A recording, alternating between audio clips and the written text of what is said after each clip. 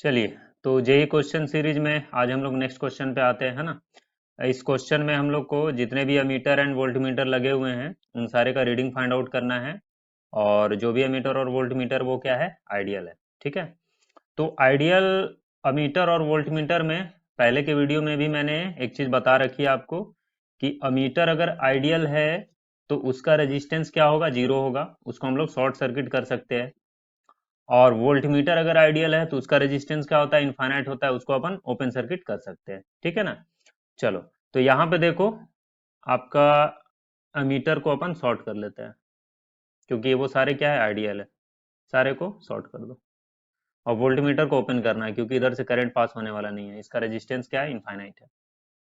चलिए, नेक्स्ट क्या करें, नेक्स्ट करो कि सारे पॉइंट को आप ए बी सी डी नाम दे दीजिए। A B C D E and F. Next आप क्या करें, देखिए जहां पे भी आपको इस टाइप का क्वेश्चन दिखे तो आपको क्या करना है, किसी भी एक पॉइंट का पोटेंशियल जीरो पकड़ लो, उसके अकॉर्डिंग अदर पॉइंट का पोटेंशियल लीजिए।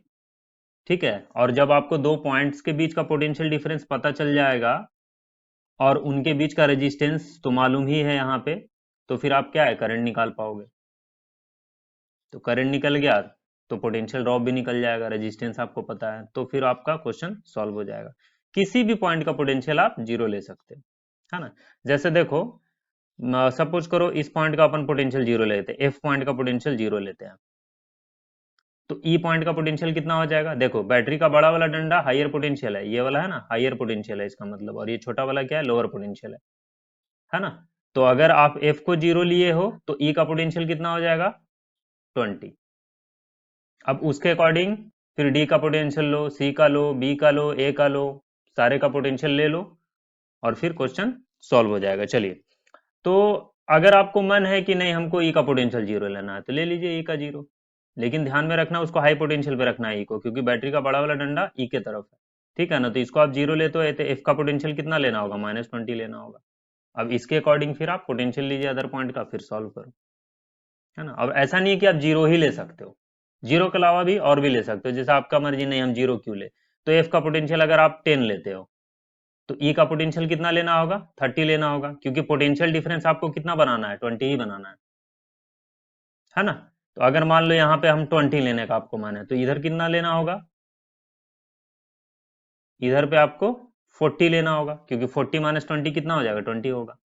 तो पोटेंशियल डिफरेंस कितना रखना है वो ध्यान में रखिए आप, है ना। उसके अकॉर्डिंग फिर आप किसी भी एक पॉइंट का पोटेंशियल कुछ भी लो, जीरो लो, 20 लो, 10 लो, जो भी लेना है लीजिए।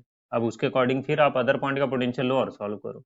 पर ध्यान में ये रखना है कि अगर वो पॉइंट अर्थ नहीं किया हुआ रहना चाहिए, अगर अर्थ किया हुआ है तो उस पॉइंट का पोटेंशियल आपको जीरो ही लेना पड़ेगा, है ना। अगर अर्थ नहीं है तो फिर आप अपने सहूलियत के अकॉर्डिंग ले लो उस पॉइंट का पोटेंशियल, जो आपको सही लगता है ले लीजिए। लेकिन मेरा मानना अब रखो कि आप जीरो ही पकड़ो और जीरो पकड़ के फिर सॉल्व करिए, वही सबसे इजी वे में रहता है ना। तो अपन चलिए आगे बढ़ते हैं। तो कंसेप्ट आई थिंक सारे लोग का क्लियर हो ही गया होगा, कैसे कैसे इसको करने का है ना, किस पॉइंट का जीरो लेना है और कैसे आप अपन को प्रोसीड करना है। तो एफ का पोटेंशियल जीरो ले लेते हैं, तो ई का पोटेंशियल कितना हो जाएगा, 20। डी का पोटेंशियल देखो, ई एंड डी दोनों तो सेम ही पॉइंट है, तो इस पॉइंट का भी पोटेंशियल 20 ही हो जाएगा। अब देखो यहाँ पे 40 potential difference, C and D के बीच का पोटेंशियल डिफरेंस क्या है, 40 है। तो सी का पोटेंशियल कितना लेना होगा, 60 लेना होगा। बी एंड सी सेम ही पॉइंट है तो इसका पोटेंशियल कितना है, 60 ही होगा। अब देखो ए एंड बी पॉइंट के बीच का पोटेंशियल डिफरेंस क्या है, 10 है, और बी के तरफ हायर पोटेंशियल है ना। तो ए का पोटेंशियल कितना हो जाएगा, 50 हो जाएगा।